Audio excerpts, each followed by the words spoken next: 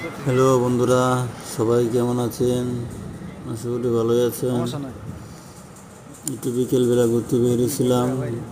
ঘুরতে এসে দেখি ছোটো ছোটো ভাইয়েরা ফুটবল খেলতেছে। অনেক দারুণ ফুটবল খেলতে পারে এরা। ফুটবল খেলা দেখলে আসলেই ভালো লাগে।